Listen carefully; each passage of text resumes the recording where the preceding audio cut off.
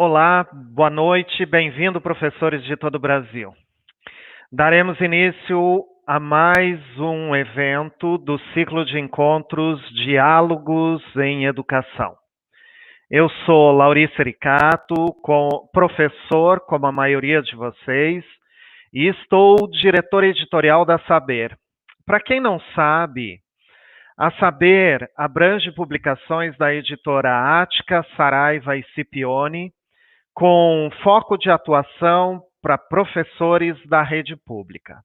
Para nós, da Saber, dialogar sobre educação é prioridade e serve para incentivar e conscientizar a população sobre a importância da educação, seja ela escolar, social, familiar.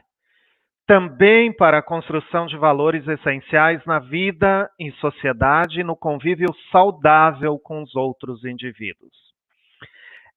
Esse ciclo de diálogos em educação é uma iniciativa das editoras Ática, Scipione e Saraiva e do portal de educação Edocente, canal de comunicação dessas editoras com todos os professores da rede pública.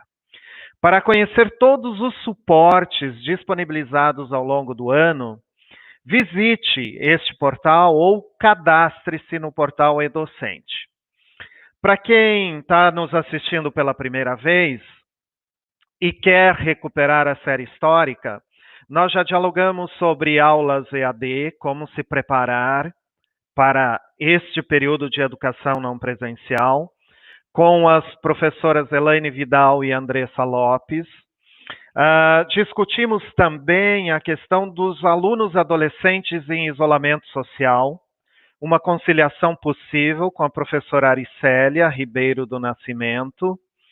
Trabalhamos os processos avaliativos neste contexto de isolamento social e de educação não presencial, com a professora Leonora Quintas. Hoje, dialogaremos sobre as diretrizes para as escolas durante a pandemia, com o nosso convidado, professor conselheiro Eduardo Deschamps. Na próxima quarta-feira, nós abordaremos. Na próxima quarta-feira, vocês repararam bem, não será na terça, será na quarta, dia 27/5. A nossa temática é saúde mental, o grande desafio da pandemia. E nós temos dois professores psiquiatras da Unifesp, professor Dr. Rodrigo Bressan e professor Dr. Gustavo Stanislau, que são do Instituto Ame Sua Mente, Cuca Legal, da Universidade Federal de São Paulo. E o nosso debate será sobre saúde mental neste período. Para a conversa de hoje, contamos com a presença do professor conselheiro Eduardo Deschamps, a quem já agradeço antecipadamente a participação. Professor Eduardo é catarinense, nasceu em Blumenau, engenheiro, pós-graduado em empreendedorismo e engenharia, mestre em engenharia elétrica pela Federal de Santa Catarina, tem MBA em liderança em gestão pública, professor das universidades, reitor, esteve à frente da Secretaria de Educação do Estado de Santa Catarina, conselheiro nacional, já esteve como presidente do CONSED, conselheiro estadual e participou ativamente, como todo o conselho, na Base Nacional Comum Curricular do Ensino Médio e recentemente no parecer que nós vamos discutir hoje com co-coordenação com a professora Maria Helena. Agradeço a presença e saúdo todos que estão aqui e os que assistirão à gravação posteriormente. Isso fica disponível no canal do Edocente, no YouTube, e todo mundo pode rever ou compartilhar. A professora Renata Rossi está nos acompanhando no chat, por onde pode ser enviados comentários ou perguntas, que na maneira do possível responderemos aqui nessa 1 hora, ou pós-evento daremos retorno de alguma maneira. Bom, Sem mais avançarmos no horário, já quero saudar o professor e já iniciar com uma pequena provocação inicial, professor, sobre as orientações. Então, para começar o nosso diálogo, seria importante destacar que o parecer, que foi elaborado muito rapidamente, num período que ninguém estava preparado para essas demandas na educação no Brasil, este parecer tem um caráter bastante autorizativo, ou seja, dá autonomia para os sistemas de educação se organizarem. Qual é o contexto do parecer e as suas principais orientações, professor? Bom, boa noite a todas e a todos, né? Um prazer conversar com todos vocês. Boa noite ao Lauri, à Renata, que está nos acompanhando, ao Ivan, que está fazendo toda a parte técnica. Na verdade, a questão da autorização e de ser um parecer muito focado nos sistemas de ensino é porque, inclusive, essa é uma determinação legal, né? A questão de organização de calendário escolar, de que maneira vai ser trabalhada a questão da carga horária no âmbito dos currículos, né? Das escolas, isso é, de fato, uma competência dos sistemas de ensino, e essa análise a gente faz do ponto de vista normativo dentro do parecer. Obviamente que, como nós estamos tratando de algo que é de nível nacional, é de competência do CNE passar orientações e até fazer diretrizes operacionais para que você possa harmonizar essas ações, entendendo a educação como algo de caráter nacional, para que os sistemas possam se organizar de maneira mais articulada, que não seja algo totalmente independente de um para outro, né? O Conselho Nacional de Educação tem a competência de tratar as diretrizes curriculares nacionais, mas diretrizes operacionais é mais no nível de recomendação para ser articulado por cada sistema de ensino, entenda-se os sistemas de ensino estaduais, sistemas de ensino municipais e até o sistema federal, que na verdade é de corresponsabilidade da Câmara de Educação Superior, do Conselho Nacional de Educação e do Ministério da Educação. Contexto do parecer, né? A gente até começa a discutir o parecer, olhando muito as experiências que estados e municípios já estavam realizando naquele momento, tentando resolver uma questão que eram as consultas que chegavam para nós, principalmente relacionadas a como cumprir o calendário escolar, como cumprir a carga horária e assim por diante. No período em que nós começamos a trabalhar no parecer, muitas coisas começaram a mudar ao longo do tempo, até porque esse é um processo que vem sendo modificado, né, e com novidades, com novas informações quase que diariamente, né, processo da pandemia. É lógico que a gente pode olhar um pouco o que está acontecendo no exterior e antecipar algumas coisas para o Brasil, o que, de certa maneira, ajuda bastante. E nesse aspecto, a gente identificou que o principal desafio não ia ser apenas a questão do cumprimento de carga horária e de calendário escolar. Primeiro que a medida provisória 934 já eliminava a obrigatoriedade de dias letivos, o que ajuda, ainda que parcialmente, a você organizar a questão da carga horária que deve ser distribuída, porque em vez de você distribuir, por exemplo, 4 horas por dia, como seria no caso dos 800 dias letivos, dos 200 dias letivos, você pode distribuir essa carga horária um pouco maior por dia e fazer menos dias letivos para cumprir as 800 horas que estão previstas na LDB para diversas etapas. Agora, na verdade, a gente também identificou o seguinte, o principal objetivo que a gente tem com o parecer é minimizar os impactos da pandemia na aprendizagem dos estudantes brasileiros.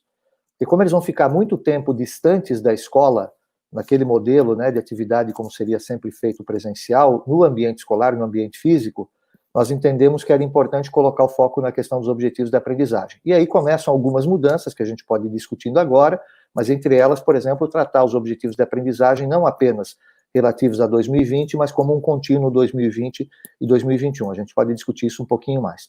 Então, o principal foco do parecer é esse, como minimizar os impactos na aprendizagem dos estudantes nesse período, considerando que eles vão estar muito longe da escola, e ao mesmo tempo, muito tempo longe da escola, e ao mesmo tempo, como esse período longe da escola vai trazer outros impactos que não apenas de reorganização de calendário, mas também, por exemplo, de queda, né, de perda de aprendizagem. Há pesquisas internacionais que apontam que quando as crianças ou jovens ficam muito tempo afastados da escola, caso, por exemplo, da pesquisa que aponta que as férias de verão dos Estados Unidos fazem com que os estudantes voltem com menos conhecimento, digamos assim, de língua inglesa e de matemática do que tinham no final do ano anterior. Então, se você ficar muito tempo, você vai ter esse retrocesso de aprendizagem. E o outro aspecto é a questão da perda de vínculo do estudante com a escola, o que pode levar, em alguns casos, principalmente, não só na escola, na universidade também, principalmente no caso do ensino médio e do ensino superior, a abandono, a evasão, a trancamentos de matrícula, que também não é algo desejável. Então, nesse contexto todo, o CNE faz um parecer que procura orientar os sistemas de ensino de que maneira trabalhar durante o período agora de pandemia, né, quando houver restrição da chegada da escola, já aponta uma série de ações que podem ser feitas no retorno, né, quando você tiver o retorno dos estudantes, isso deve ser algo feito de maneira gradual. E uma novidade que eu vou trazer para vocês agora, que o primeiro webinário que eu falo sobre esse assunto, o presidente Cury já pediu que a comissão que elaborou esse parecer já faça um novo parecer também, orientando sobre o período em que tiver o retorno mesmo, porque a gente passa pela questão do retorno, dá alguns indicativos, mas ele pediu agora que a gente faça um parecer mais esclarecedor de que maneira pode ser feito esse retorno com segurança para os estudantes das escolas. Professor, em linhas gerais, quais são essas autorizações para os sistemas estaduais e municipais? Eu acho que essa é uma pergunta recorrente, você já deve estar cansado de respondê-la, mas uma das primeiras perguntas que eu gostaria de fazer é: quais são essas autorizações? Como é que os sistemas podem se organizar? Então, no período de pandemia, né, no período em que você tem restrições à presença de todos os estudantes na unidade escolar, ou mesmo de maneira parcial. Primeiro, que é deixar claro que uma eventual reposição presencial, ela pode ser feita de várias maneiras. Primeiro aspecto, o ano letivo, o calendário do ano letivo não precisa coincidir com o calendário do ano civil, ou seja, se eu precisar avançar um pouco para janeiro, mesmo para fevereiro do ano que vem, não há nenhum tipo de impedimento para que a escola se organize dessa maneira. Qual é o problema de você fazer isso se você resolver avançar para o ano civil seguinte? É porque você vai comprometer o ano seguinte também. Porque em algum momento, normalmente, as unidades escolares retornam ali por fevereiro, março, para cumprir a carga horária que tem que fazer. Então, se você começar a estender demais esse período para o ano de 2021, você, além de ter prejuízo de 2020, vai ter prejuízo de 2021. Isso funciona mais ou menos, e eu fui gestor de rede pública, quando você tem greves de curta duração na rede pública, onde de 30, 45, até 60 dias, você consegue fazer reposição de dias letivos, no caso mesmo de carga horária, avançando um pouco no mês de janeiro em casos mais extremos. Como nós vamos ter um período que vai superar certamente 90 dias, tá? Para mais, inclusive, já fica mais difícil você fazer essa reposição no ano seguinte. Outra permissão que aparece, aí já vem por conta da medida provisória 934, é que você pode passar, ainda no presencial, pode aumentar um pouco a carga horária, ou pode utilizar o contraturno, pode utilizar sábados, pode utilizar feriados, aí tem uma questão legal para ser tratada, para poder fazer essa reposição de carga horária. Então, é uma forma de você pensar na reposição presencial. Agora, nós vamos ter muito tempo, por uma conta muito rápida, tá, gente? Pode ser que isso não aconteça, isso vai variar muito de sistema para sistema, de estado para estado, até de município para município. A gente sempre utilizou, por exemplo, uma conta que o ex-ministro Mandetta falava. A gente vai ter 20 semanas muito duras em relação à questão da pandemia no Brasil. Essa era a conta dele. 20 semanas, considerando 5 dias letivos por semana, considerando 4 horas, já dá 400 horas. Se a gente pensar que a carga horária total são 800, é 50% da carga horária. Como é que você repõe presencialmente 50% da carga horária? Você vai ter problemas para fazer sem comprometer o ano de 2021 de maneira muito forte. Então, a gente entrou agora para outra ação. A gente começou a olhar, nós não estamos tratando de educação à distância, mas existe uma série de normativas e de espaços legais para que você utilize atividades que não exijam a presença do estudante na escola. Inclusive, tem um parecer do CNE que fala disso, que a atividade escolar, efetiva atividade escolar, pode se dar fora do ambiente escolar. Então, com base nesses aspectos todos, o CNE, então, criou a lógica das atividades não presenciais. A gente chamou dessa maneira, alguns chamam de atividades remotas, são vários termos, a gente achou esse o termo um pouco mais adequado, para dizer o seguinte, não é apenas com a utilização de tecnologia, você pode ter atividades não presenciais com utilização de tecnologia, mas você pode ter atividades presenciais, como várias redes estão fazendo, com utilização de material impresso, de orientações para os pais, de ações que você pode fazer, mesmo que o aluno não esteja conectado o tempo todo. Então, está autorizado isso. Nesse período agora em que as crianças ou jovens não estiverem na escola, você pode utilizar isso, mas mesmo depois, quando retornar, e aí vem uma coisa que no começo nós não tratávamos, o retorno não se dará com todos os estudantes. Isso está começando a ficar claro. As experiências internacionais estão apontando para isso. Você vai ter grupos de estudantes que conseguirão voltar. Você vai dar prioridade para esse retorno dos estudantes, e mesmo nesse retorno, então, como alguns estudantes ainda não poderão estar em determinados dias da semana na escola, você vai continuar podendo utilizar atividades não presenciais para fins de cômputo de carga horária. Esse é que é o ponto importante, porque realizar atividade não presencial já poderia, mas nós estamos autorizando, de acordo com a regra de cada sistema de ensino estadual ou municipal, o cômputo de carga horária para que isso possa ser realizado. E aí o CNE colocou uma série de recomendações do que podem ser essas atividades não presenciais, como, por exemplo, você utilizar a televisão. Minas Gerais, São Paulo, Goiás, vários Amazonas estão utilizando isso, né? TV aberta, rádio, tem municípios utilizando rádio para poder manter algum vínculo de aprendizagem com os estudantes, entrega de materiais impressos, orientações em relação para os pais em relação à educação infantil, que não é substituir o professor, é sim uma sinergia entre pai e professor para que você consiga manter a criança estimulada, ou seja, vários aspectos que a gente colocou de possibilidades que podem ser realizados nesse período em que nós não poderemos ter todas as crianças na escola.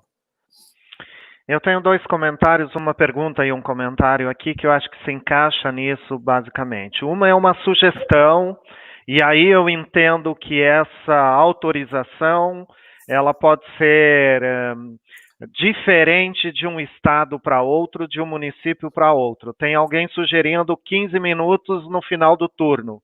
Ampliação de 15 minutos no período escolar já amplia a carga horária presencial no futuro retorno.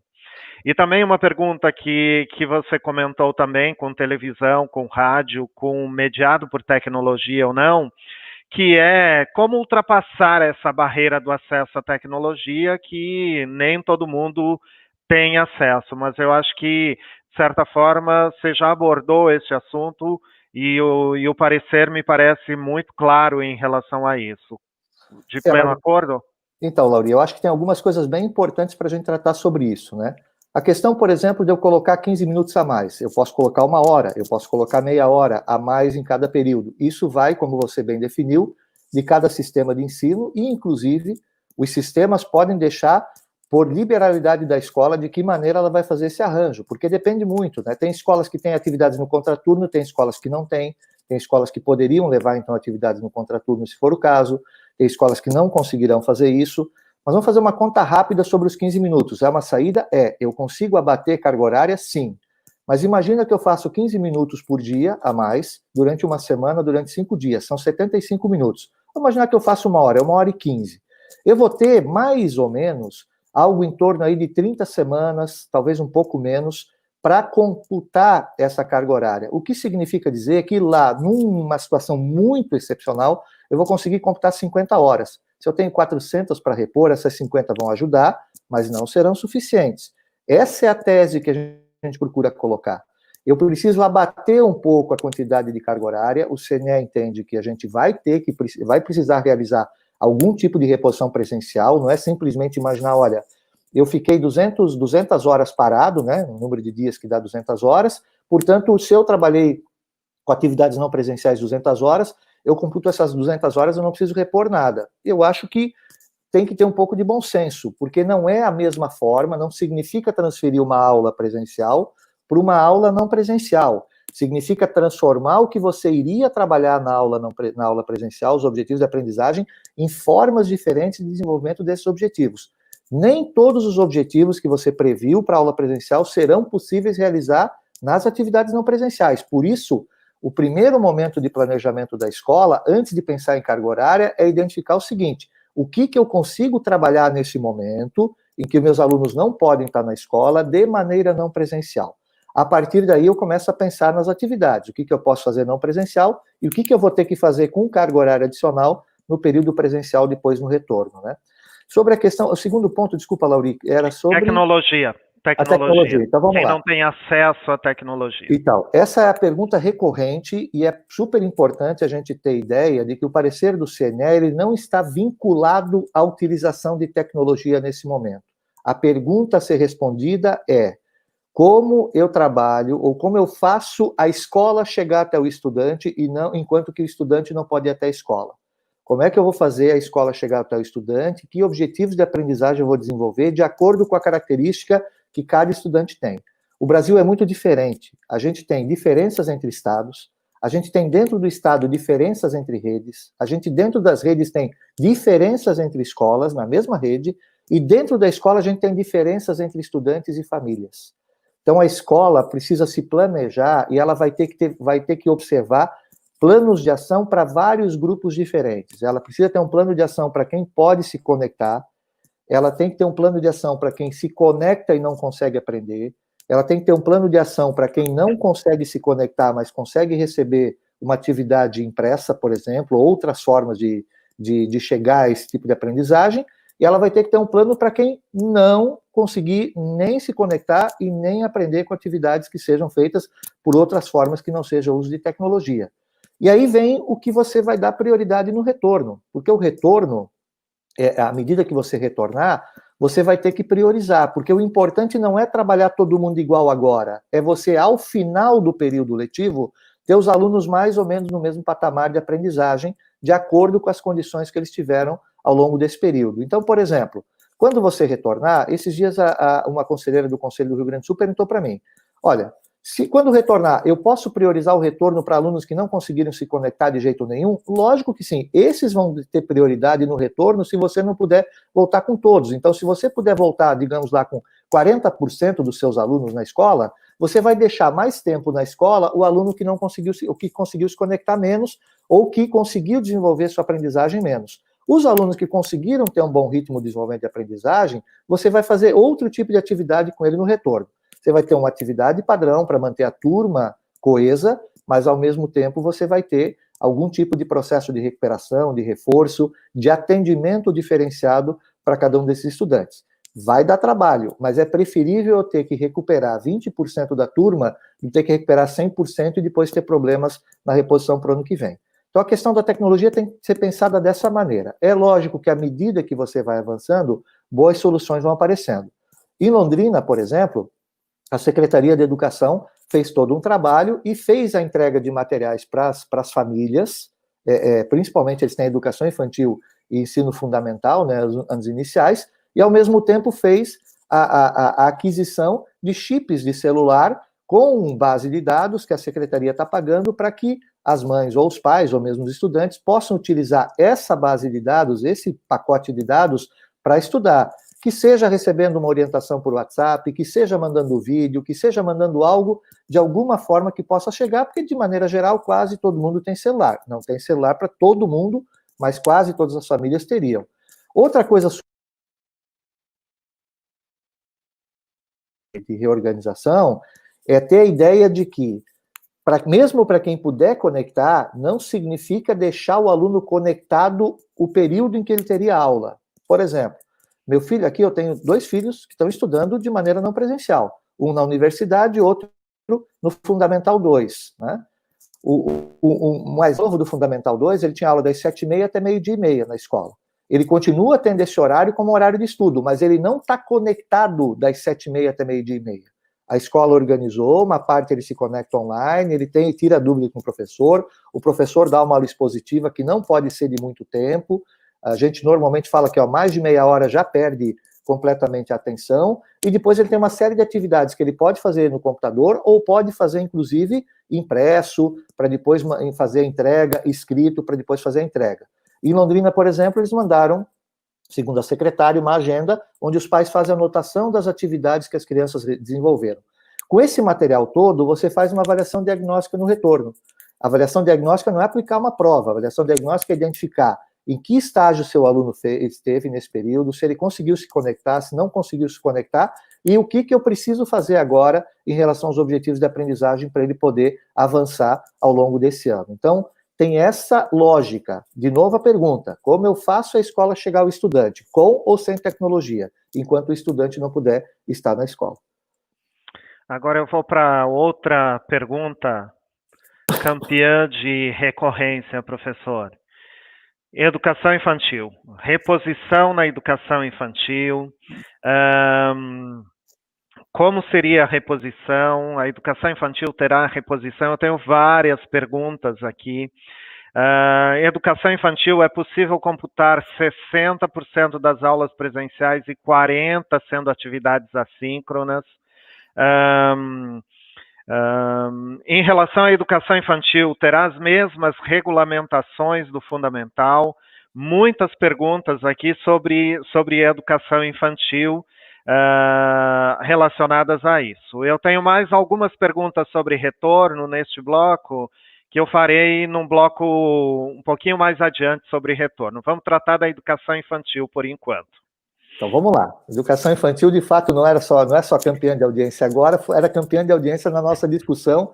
Nós recebemos 450 contribuições na consulta pública, eu acho que umas 250 tratavam da educação infantil, né?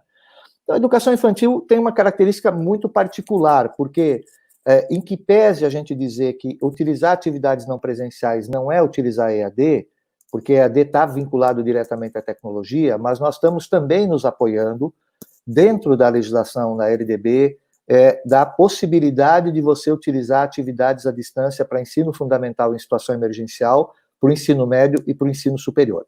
Na educação infantil, não existe essa previsão. Então, o que nós procuramos colocar, isso vieram de contribuições, inclusive uma contribuição importantíssima da Undime para esse processo, é que nós olhamos o seguinte, de maneira muito sutil, a gente procurou dizer aquilo que a pessoa falou de maneira mais aberta, né? Olha, a educação infantil, ela tem, para 4 e 5 anos, né? Porque 0 e 3 anos não tem obrigatoriedade de matrícula, então já é outro jogo. Mas para 4 e 5 anos que a matrícula é obrigatória, a educação infantil tem o limite de 800 horas como carga horária mínima, perfeito? Só que existe um dispositivo da LDB que diz o seguinte, a frequência do estudante da educação infantil, ela deve ser de 60%, o que dá 480 horas.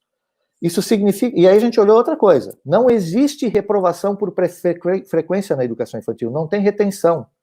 Esse limite de 60% é para obrigar o pai a levar a criança na escola, porque não necessariamente ele levará. Essa é a tese dos 60%. E não que se um aluno ou uma criança da educação infantil não cumprir 60% da carga horária, por vários motivos, ela seja reprovada. Não é essa a tese. Não há retenção. Com esse espírito, a ideia é justamente essa. Olha, na educação infantil, eu poderia fazer atividades não presenciais até o limite de 40% da carga horária, ou seja, 320 horas, sendo que 60%, em tese, eu precisaria realizar com atividades presenciais com o estudante. Tá? Essa é a tese que a gente tem. É lógico que essas 480 horas vai depender muito do momento em que eu puder retornar com as crianças. Tá? Sob esse aspecto, o CNE não podia se manifestar mais do que fez, porque nós dependeríamos de algum tipo de flexibilização na legislação. E a medida provisória 934 tem uma emenda que flexibiliza a carga horária da educação infantil no caso de situações de emergência, como é o caso agora, tá?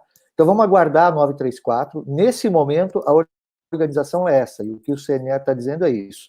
Você pode realizar atividades não presenciais até 40% da carga horária, o restante nós vamos ter que esperar um pouco se a legislação vai flexibilizar ou se a gente consegue achar uma outra alternativa para isso. Super importante, Lauri, entender que atividade não presencial com as crianças da educação infantil, e isso vale também para o Fundamental 1 na fase de alfabetização, não é colocar a criança conectada na frente de um tablet, de um computador, de celular, nada disso. O que a gente entende por atividade não presencial para as crianças da educação infantil é como é que eu consigo orientar os pais para manter a criança estimulada. Não é uma atividade escolar, é estímulo, é brincadeira, é atividade lúdica, porque a criança não vai ter condições de fazer isso sozinha. Se ela vai assistir um videozinho curto, vai ser estimulada por alguma brincadeira que vai aparecer, por exemplo, no celular ou no tablet, isso é uma coisa. Mas deixar ela conectada por muito tempo não é a recomendação que a gente dá e nem é a recomendação mais adequada. Então, você precisa criar o que eu vou chamar de simbiose, né? Ou seja, a escola, junto com os pais compreendendo que é super importante manter o estímulo da criança, porque senão ela perde o vínculo, né? ter o contato com a tia, num determinado momento da semana, que seja por um videozinho, pelo WhatsApp, estimular para ela fazer uma série de brincadeiras em casa, essas são as atividades que a gente entende que devem ser realizadas com as crianças da educação infantil. Vou computar a carga horária para isso? Óbvio que eu posso computar. Sempre com devido cuidado, porque tem objetivos de aprendizagem também organizados para a educação infantil, mas é uma forma de eu manter a atividade com a criança e que a hora que ela retornar para a escola, ela não esteja totalmente alheia a esse processo, né? E no caso do Fundi 1 também é a mesma coisa, são crianças em fase de alfabetização. Os pais conseguirão alfabetizar a criança sozinha em casa? Provavelmente não, alguns até talvez consigam, tem crianças que conseguem ter muito estímulo em casa para isso, mas a gente tem que entender que é uma forma de eu continuar criando o vínculo da criança, preparando ela para o processo de alfabetização, que obviamente é um papel que a escola depois vai ter que dar conta. E por isso que a gente fala do contínuo, né?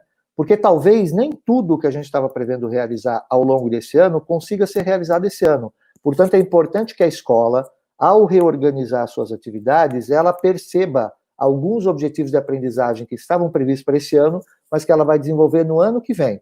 A criança que estava no primeiro ano vai desenvolver esses objetivos no segundo ano, junto com objetivos do segundo ano, e a criança que vem do segundo ano para o terceiro, a mesma coisa, ou seja, eu vou trabalhando isso de maneira mais ampla. A gente entende que, dependendo da duração da pandemia, pode ser um processo que em 2 anos a gente consiga zerar, pode ser que isso leve um pouco mais de tempo e a gente tem que fazer todo um trabalho de recuperação, de reforço com um conjunto de crianças, mesmo aquelas que tiveram as atividades não presenciais, porque a gente não está imaginando que a atividade não presencial vá resolver todos os problemas. Muito pelo contrário, a gente acha que é uma forma de minimizar os impactos, mas não de zerar todos esses impactos que podem acontecer com as crianças e os jovens nesse momento. 2 perguntas aqui, abordando aspectos muito próximos. Alguém comenta aqui no chat que tem municípios que têm uma carga horária superior a 800 horas, o mínimo estabelecido. E uma outra pergunta que diz que a normatização por parte do município para as atividades, o reconhecimento dessas atividades não presenciais, devem ser validadas, imagino que pelos sistemas municipais ou estaduais de maneira geral. Correto? Corretíssimo, né? Sempre lembrando, o CNE orienta, ele não está impondo, e, na verdade, a competência para tratar desse assunto são dos sistemas estaduais e municipais. Então, vamos lá. O que é um sistema estadual? O órgão normatizador, que é o Conselho Estadual, Secretaria de Educação e Rede Privada. O que é um sistema municipal? Um órgão normatizador, via de regra, o Conselho Municipal, a Secretaria de Educação e a Rede Privada de Educação Infantil no sistema municipal. Alguns municípios não têm sistema, então esses estão vinculados ao sistema estadual, ao Conselho Estadual. Então, as normas do conselho ao qual eu estou vinculado é que vão determinar a validação. Então, por exemplo, o parecer do CNE, ele já foi traduzido, os conselhos estaduais saíram antes, inclusive, muitos deles com normas anteriores ao parecer do CNE, tanto que a gente bebeu muito dessa fonte. Mas aqui em Santa Catarina agora, a gente já tem a norma, e nós vamos fazer a adaptação daquilo que couber da nossa norma, aquilo que o Conselho Nacional orientou. Então, essas validações, elas vão depender de cada sistema, de cada conselho, a forma como ele vai organizar. Agora, eu diria para você que, assim, ó, não tem muito como você escapar. Você imaginar que você não vai validar atividades não presenciais é você praticamente dizer que você vai ter que invadir muito no ano que vem, no ano letivo do ano que vem, para tentar fazer algum tipo de reposição. E isso não vai ser possível, né? A primeira pergunta, Lauri, só para refrescar aqui, como eu não anotei, eu vou pedindo o primeiro comentário é que municípios têm uma carga horária maior do que 800 horas. Então, vamos lá. E eu imagino que é qual é a recomendação do Conselho? Não, a gente nem trata disso, né? A gente trata daquilo que está deslocado do ponto de vista de limite legal. Essa é uma decisão do município, essa é uma decisão da rede. Eu não preciso, o que eu tenho que cumprir é o que está colocado como limite legal. O que a gente tem procurado dizer, e a gente passa por isso lá no parecer, quando a gente coloca, logo de cara, antes de falar de calendário e carga horária, a questão dos objetivos de aprendizagem. Você precisa rever seu currículo. Você vai precisar rever seu currículo para esse ano. Você não vai conseguir trabalhar o seu currículo da mesma maneira que você projetou ele lá no começo do ano. E rever o currículo, inclusive, significa rever carga horária. Países da Europa, por exemplo, que essa história de tempo parcial e tempo integral não tem, né? Nos países da OCDE. Lá é uma carga horária cheia, via de regra é o que a gente chamaria aqui de tempo integral, um pouco mais, um pouco menos de cada país, tá? Eles estão fazendo o seguinte, como eles não conseguem voltar com todos os alunos ao mesmo tempo, eles estão fazendo meio período mesmo. Eles estão reorganizando o sistema deles e a criança ou o estudante, né, o jovem, em vez de ficar 7 horas, 6 horas na escola, ela vai ficar 4. Porque eles vão botar a outra parte da turma na parte no contraturno, entendeu? Então, na verdade, isso é uma decisão de rede. A rede não precisa, o que ela precisa cumprir são 800 horas. Se ela tem um currículo de 1.000 horas, de 1.200 horas, de 1.400 horas, que é o tempo integral, é uma decisão dela. Se ela conseguir organizar o seu espaço educativo para garantir essa carga horária total dentro do ano, dentro do calendário que ela organizar, muito bem. Acho que nós já temos dificuldade para cumprir as 800. Quem tem uma carga horária maior vai ter mais dificuldades ainda.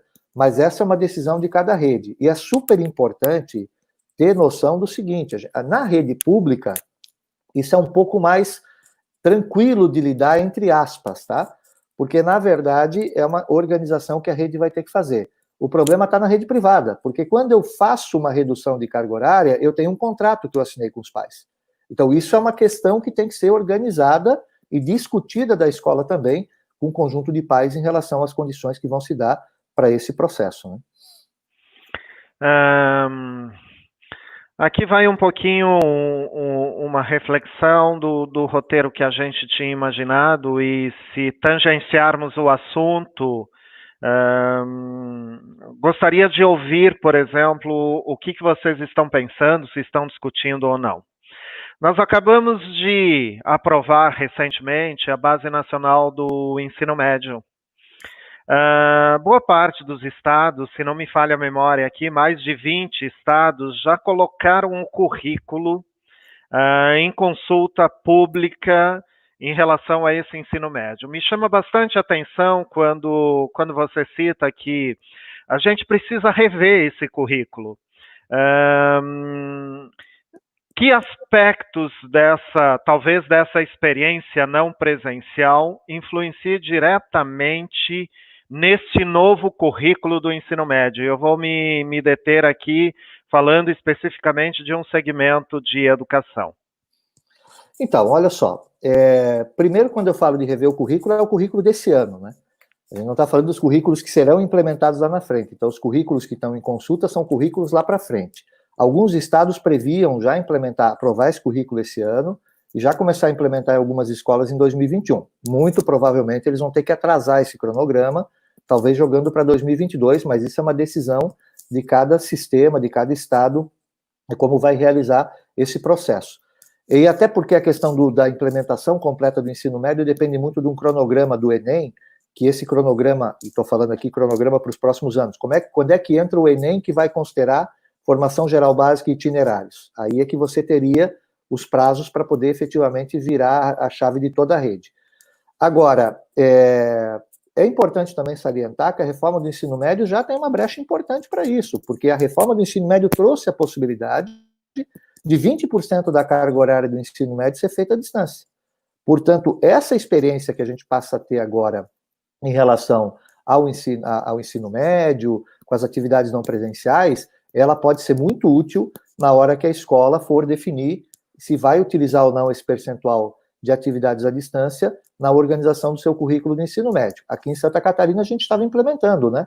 20% da carga horária do ensino à distância para o ensino médio integrado à educação profissional. Então tem várias experiências já acontecendo, e a saída bem interessante em relação ao ensino médio, principalmente por conta da diversificação que você vai ter que fazer, é justamente utilizar essas atividades à distância, atividades não presenciais, para fins de cômputo de carga horária. Então, isso já estava previsto na legislação, é uma questão agora de organizar. Mas, viu, Lauri, a maioria dos estados que colocaram os currículos em consulta, eles ainda estavam colocando mais em consulta a formação geral básica, não os itinerários. A gente entende que a tendência de utilização de atividades à distância do novo currículo do ensino médio deve ficar mais nos itinerários do que na formação geral básica, tá? Mas, de certa maneira, estratégia é uma válvula interessante que passa a se abrir também para o ensino médio nos próximos anos. Bom, acho que de maneira geral a gente está vivendo como pai, como educador, como militante na educação, de quem trabalha nessa área, talvez um momento de valorização do papel do professor como nenhum outro na história. Porque dessa forma, talvez, a gente entenda qual é a função do educador na relação com os nossos filhos. Então, esse é um aspecto. Do outro aspecto, está sendo difícil, de maneira geral, para todas as famílias ajudarem os estudantes nessa organização da rotina escolar. Por várias questões, desde o fato das famílias estarem trabalhando remotamente, ao mesmo tempo que as tarefas domésticas ficaram para pais, mães nesse isolamento. Alguns têm inexistência de infraestrutura, espaço, conexões. Também nós não podemos negar o aspecto da saúde mental, emocional, que evidentemente, algumas famílias com perdas de familiares. Além do parecer, alguma orientação, algum trabalho, alguma diretriz para esses professores neste momento que estão com uma jornada enorme e, de certa forma, vamos dizer, professor, saindo da zona do conforto, porque ninguém estava acostumado a lidar com câmera, gravando vídeos, e nós também não. Nós estamos aqui, a minha familiaridade era pequena também. Como fazer isso de uma maneira confortável, vamos dizer assim, se é que há maneira confortável para isso? Primeiro, eu acho que a gente tem que registrar, e isso tem que ser muito registrado, o papel heróico que os professores estão tendo. Com raríssimas exceções, a imensa maioria dos professores está procurando continuar a manter contato e conexão com seus estudantes, da forma que for possível fazer. Tem relatos muito bonitos de professores que se comunicam por WhatsApp, tem relatos de professores que estão levando material na casa dos estudantes. Eu não estou dizendo que isso seja obrigatório fazer, mas são atitudes de quem efetivamente tem compromisso com o seu estudante. Eu acho que isso é uma coisa bacana da gente ver, porque às vezes a gente, sabe, tem muitos embates, né? Eu fui gestor, inclusive, de rede, sempre teve muitos embates com os professores, mas a gente tem que reconhecer que eles estão procurando fazer o melhor possível. Tem uma pesquisa no Instituto Península, até foi publicado nesse final de semana no jornal Estado de São Paulo, o resultado dessa pesquisa. Eu acompanhei essa pesquisa, eu trabalho com eles, e é uma pesquisa muito bacana, porque eles fizeram uma análise da situação dos professores logo no início da pandemia e fizeram uma análise um período depois, tá? E lá no começo, por exemplo, o que aparecia na pesquisa, a principal preocupação dos professores é como é que eles iam se organizar com as suas famílias, e isso é absolutamente natural. A hora que eu começo num processo desse, eu preciso primeiro olhar e dar proteção para aqueles que estão no meu entorno e ver de que maneira eu organizo o meu espaço. Mas à medida que o processo foi mudando, você começa a ver que a preocupação dos professores não é que eles não estejam mais preocupados com as famílias, mas passou a ser com seus estudantes. Porque eles conseguiram, de certa maneira, se estruturar em casa, e agora a preocupação é com os estudantes. E a preocupação deles qual é? Aparece lá na manchete assim, 8 de 10 professores não se consideram preparados para trabalhar com ensino à distância. E é verdade. Mas o bacana da pesquisa é que o principal ponto que os professores querem é ganhar duas questões. Formação em relação à questão de como eu trabalho de maneira à distância com os meus alunos. Então, isso é um negócio de comprometimento gigante, porque as pessoas poderiam cruzar o braço e dizer, eu não sei como trabalhar à distância, não tem condições de trabalhar à distância, eu não vou fazer nada. Pelo contrário, eles, vamos ver o que a gente consegue fazer, mas me prepara mais para mim poder fazer mais com os meus estudantes. E o segundo aspecto, que é o pedido que aparece lá na pesquisa, que está casado com a sua questão final aqui, né, da saúde emocional, e que está casado com o webinário que vocês vão fazer na semana que vem, né? Como lidar com as competências socioemocionais, como lidar com o socioemocional dos professores e dos estudantes e das suas famílias nesse momento. Então, também são projetos, inclusive algumas redes já estão começando a fazer esse trabalho, que junto com a formação, para trabalhar de maneira remota, os professores também recebam algum tipo de atendimento, de preparação socioemocional. Não só para esse momento, o retorno será difícil, por isso que o CNE, no parecer, coloca que é importante, na hora que eu planejar o meu retorno para as atividades na escola, com todos os alunos, ou nem todos, eu possa ter a noção de que eu preciso fazer um acolhimento, eu preciso receber os professores, receber os estudantes e ver qual é o estado psicológico que cada um deles tem, e cada um deles vai chegar, e quais são as condições de família, né? Então, essas são questões muito complexas, com alguns alertas importantes. A importância da escola manter algum tipo de atividade com o estudante, e ela não precisa ser atividade perfeita, gente.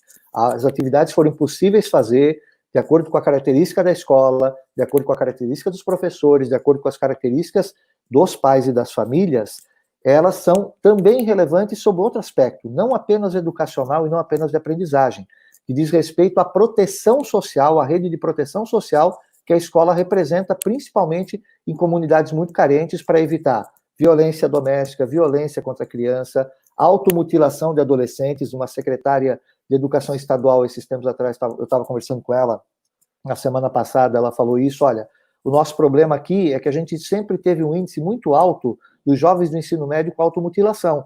O nosso medo é que isso volte agora, porque quando a gente acompanhava eles na escola, a gente conseguia identificar se o jovem estava com algum tipo de problema, e muitas vezes fazia intervenção. Como é que eu faço isso à distância? Por isso que manter algum tipo de vínculo é super importante.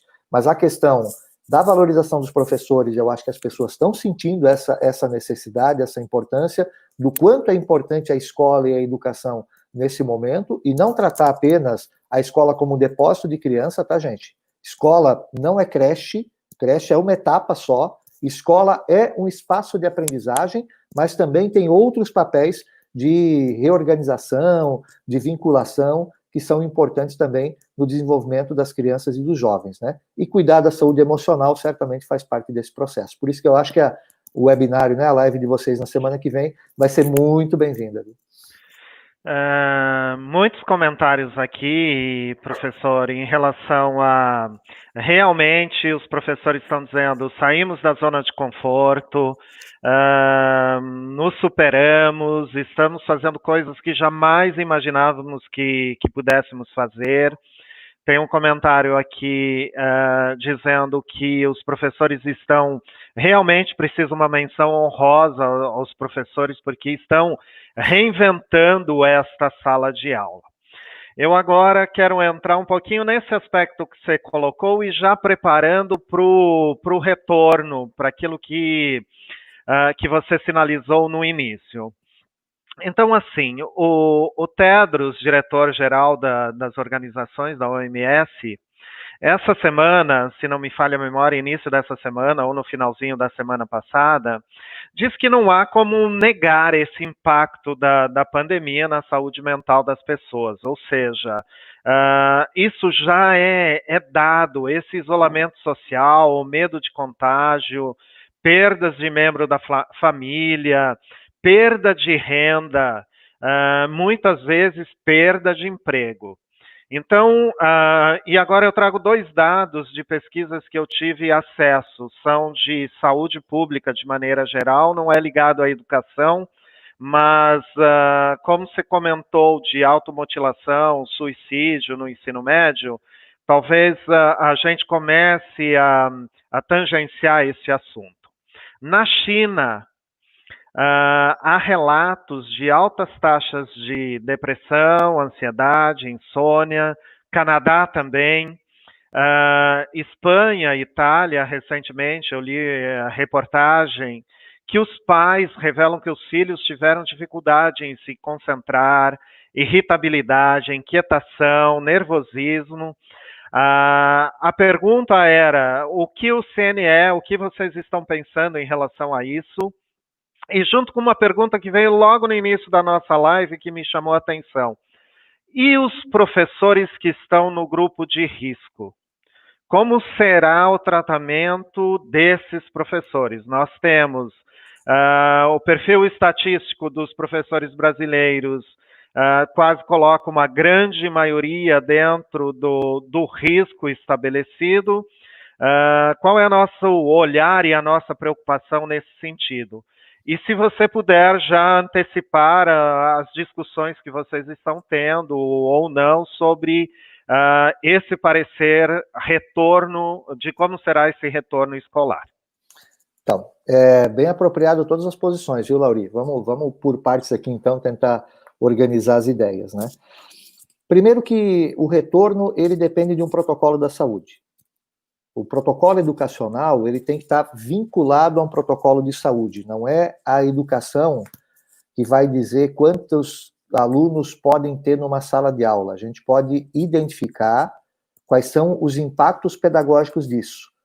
Mas não somos nós que podemos dizer se o Ministério da Saúde ou o Protocolo de Saúde do Brasil disser que no máximo 15 alunos, ou que tem que ter um espaçamento de 1,5 m entre os estudantes numa sala de aula, e a gente tem que fazer a conta de quantos estudantes cabem lá dentro dessa sala de aula com esse espaçamento, não somos nós que vamos poder dizer, não são 15, vão ser 20, vão ser 30, não é essa tese que a gente vai organizar ou vai dizer, não pode ser 1,5 m, tem que ser 50 centímetros, tem que ser 1 metro. Isso é uma questão de saúde. Então, a gente entende que esse protocolo de saúde tem que ser estabelecido.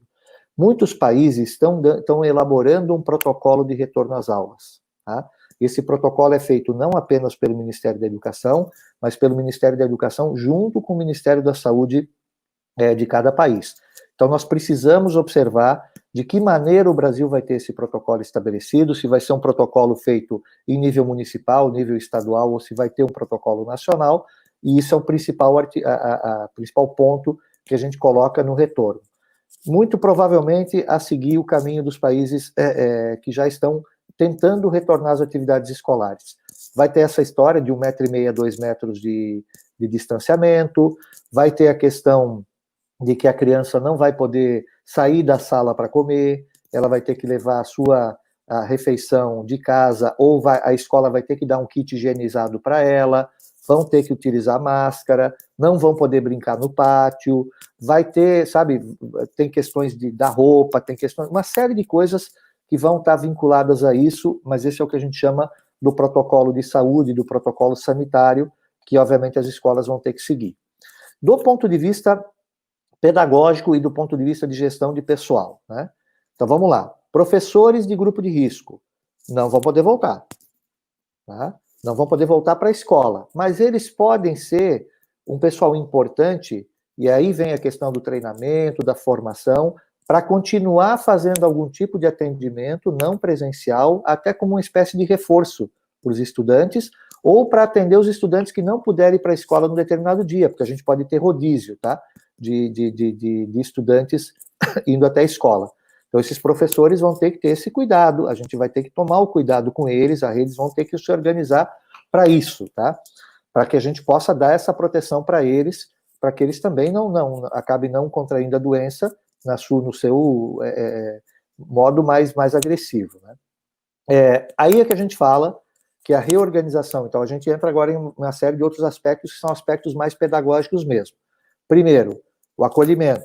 A gente tem que tratar a questão emocional, nós vamos ter que fazer toda uma preparação para esse retorno à escola, porque a criança, observa o que a gente está falando, está dizendo que as crianças vão voltar para a escola, não vão poder se abraçar, não vão poder correr, não vão poder brincar, sabe? Vai ter muita restrição no retorno. De que maneira eu vou tratar isso emocionalmente com as crianças cheias de energia, já depois de um período que elas passaram muitas vezes trancadas em casa, né? Depois, a avaliação diagnóstica, de que maneira eu identifico como é que era o estágio da criança antes de entrar no processo e como é que ela voltou para a escola. O que eu preciso fazer com ela? O que ela aprendeu? O que ela não aprendeu? O que ela conseguiu fazer? O que ela não conseguiu fazer nesse período? E aí, obviamente, todo o processo de recuperação. A gente deve dar muita orientação sobre a avaliação diagnóstica, muitas orientações sobre a questão de recuperação, de reposição, de que maneira fazer esse processo. Sobre a formação de professores, deve vir mais incisivo esse processo da formação de professores e, obviamente, tentar fazer um balanço em relação à questão dos protocolos sanitários, né, para poder ser organizado, e aí vem outras questões. Por exemplo, mais orientações em relação à questão do currículo, mais orientações em relação à questão da avaliação, que não é avaliação diagnóstica, como é que eu faço a avaliação, e existe um debate a ser colocado que a gente vai tratar isso com todo o cuidado possível. Eu não posso fazer a avaliação como se eu tivesse dado tudo para o aluno, eu vou ter que considerar o que ele teve acesso para poder aprender. 2, considerar que nós não vamos resolver todos os problemas esse ano, a gente precisa olhar 2020 e 2021. E 3, há países, não estou dizendo que a gente vai indicar isso para o Brasil, mas há países, por exemplo, que estão inclusive proibindo reprovação por lei. Não estou dizendo que isso vai ser aplicado no Brasil, mas a gente vai ter que ter muito cuidado, porque vai ser um sistema de avaliação completamente diferente do que a gente estava acostumado, para não ter um aumento muito grande do processo de retenção de reprovação de maneira desnecessária. A gente vai ter que, isso não significa dizer aprovação automática, progressão automática, nada disso. É de que maneira eu consigo fazer a recuperação do estudante e considerar que uma parte dessa recuperação talvez tenha que ser feito no ano que vem, já com o estudante avançando em termos de série ou de ano escolar, né? Então, são cuidados que certamente esse parecer ele deve apresentar. A gente está esboçando ele ainda, fizemos já 2 reuniões acerca dele, estamos procurando reunir informações do que está acontecendo no resto do mundo para poder dar os indicativos para ficar mais clara a questão do retorno e de que maneira as escolas vão se organizar nesse retorno. Obrigado, professor. Nós sempre temos como hábito nessas lives, por termos a origem, por trabalharmos na educação e por termos origem em publicação de obras, de livros, a gente sempre pede para quem a gente está dialogando aqui a sugestão de títulos de leitura neste momento, que tenha lido, que tenha ou assistido, ou que possa, de alguma maneira, contribuir com essa formação continuada dos professores ou, quiçá, dos alunos de maneira geral.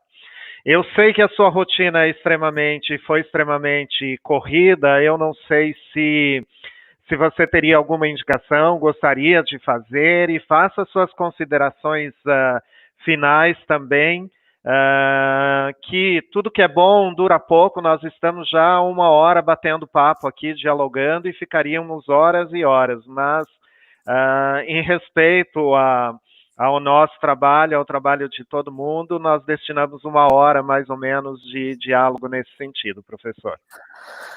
Rapaz, olha, eu gosto muito de ler e gosto muito de assistir filme, né? Normalmente são as minhas atividades de lazer, tá? Eu vou puxar dois livros. Um deles é um que, na verdade, eu li há muito tempo atrás, e dos cuidados que a gente tem que ter, e às vezes de que a gente tem que ter um tempo para pensar e um tempo para se organizar. Nesse período de emergência é sempre muito difícil você conseguir superar. Eu passei, como reitor da universidade lá em Blumenau, por momentos muito difíceis. A gente teve em 2008 a maior tragédia climática lá da cidade, eu era reitor, e a gente tinha que ter muita capacidade de organizar a cidade e, ao mesmo tempo, a universidade para que ela conseguisse dar conta. Ali a gente já utilizou muita atividade à distância, na época, a plataforma da universidade, para poder dar conta, porque nem todos os alunos poderiam retornar para as aulas normalmente, mas era mais final de ano, ficou mais fácil de gerenciar isso, né? Mas é um livro de um jornalista inglês chamado Devagar, e esse livro, ele mostra um pouco que a gente tem que sair um pouco da história da velocidade, de querer tudo muito rápido. A sociedade hoje trabalha muito com isso, né? Como é que eu vou avançar nesse tempo de rapidez? E ele convida um pouco a reflexão, de que tem certas coisas que a gente pode fazer de maneira um pouco mais cuidadosa, sem necessariamente precisar impor essa velocidade. Eu acho que talvez o maior, não sei se as pessoas vão ler dessa maneira, mas a maior lição que a gente pode tirar desse processo da pandemia, e isso é que está deixando muita gente extremamente ansiosa, a ansiedade é reflexo disso, é dizer o seguinte: para um pouco, olha quanta gente está conseguindo se reestruturar, se reconhecer em casa. Tem gente que não está suportando ficar em casa, mas tem gente que está conseguindo fazer novas conexões dentro de casa. Eu acho que isso é muito bacana. Então, esse livro é super legal, o nome é Devagar. Um outro livro é um livro que eu trabalhei no MBA em Liderança e Gestão Pública. Esse é um livro um pouquinho mais complicado, eu vou dar o nome ele só tem o nome em inglês, né, que se chama Nudge, tá? Ele é um livro que, NUDGE, e ele é um livro que, na verdade, NUD significa empurrãozinho. O que significa o empurrãozinho? É, em vez de eu tentar impor as coisas, como é que eu consigo construir e fazer com que as pessoas elas consigam ser convencidas a realizar as ações que a gente precisa fazer. Nesse momento, por mais que a gente, às vezes, precise determinar como as coisas devem ser feitas, que momento de emergência é muito isso, mas observa que o parecer do CNE não é uma determinação, o parecer do CNE é uma orientação, porque a gente vai ter que tratar as coisas de maneira muito diferentes. E as outras duas, as duas sugestões de filmes ou de série, né? Uma é da HBO, que eu usei com os meus alunos no ano passado, essa é assustadora, tá? Se chama Years and Years. Na verdade, é a lógica de um mundo que fica completamente virado de cabeça para baixo ao longo do tempo, com uma família inglesa. Vale a pena a gente olhar para ver que, se a gente está enfrentando momentos difíceis, mas a gente tem que estar preparado e ter muita resiliência para isso.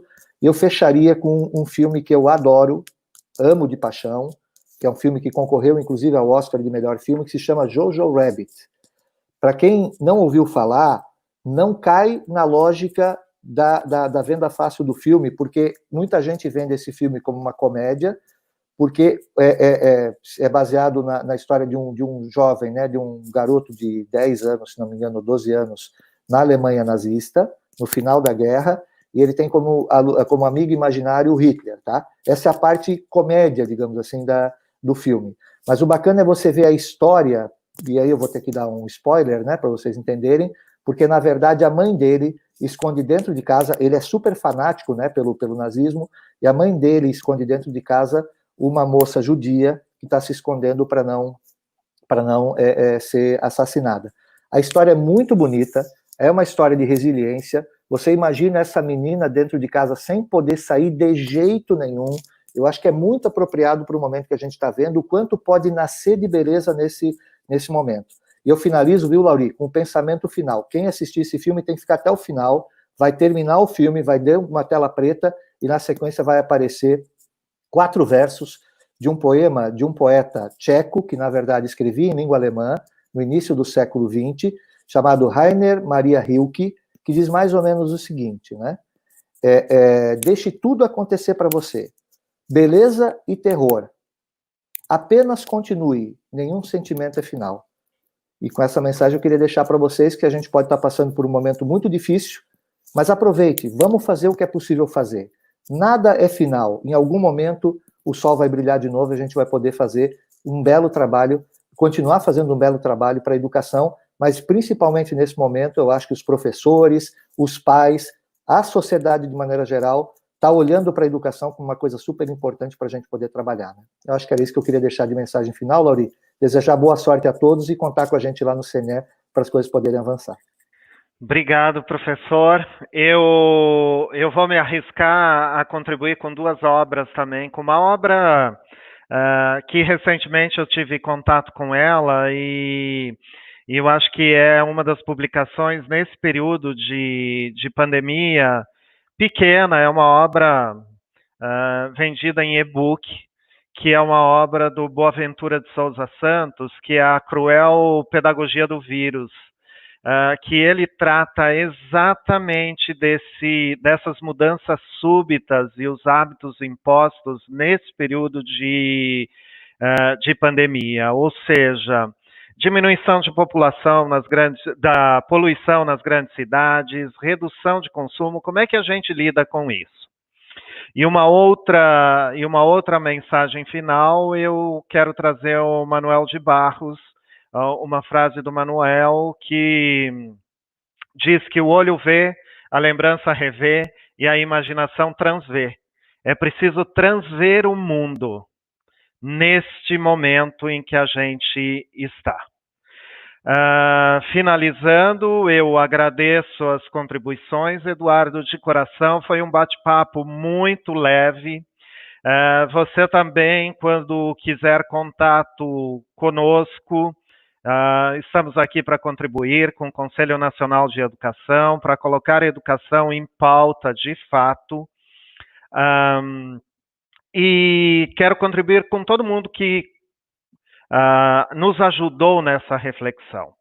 A ideia deste ciclo, quando nós iniciamos esse ciclo, era propiciar um espaço e condições para construirmos coletivamente formas de compreender este momento que vivemos, este novo normal, como todo mundo está dizendo, essa nova sociedade. E colocar a educação no centro deste processo. Para nós, não lembramos que é importante que no dia 27 a gente discuta a saúde mental como um dos grandes desafios dessa pandemia, com o professor Dr. Rodrigo, com o professor Gustavo, do Instituto Ame Sua Mente, Cuca Legal, e eu convido todos que participaram a reservar essa data na próxima quarta-feira, às 18 horas. Me despeço agradecendo imensamente a todos que estão por aqui. Um grande abraço e até a semana que vem.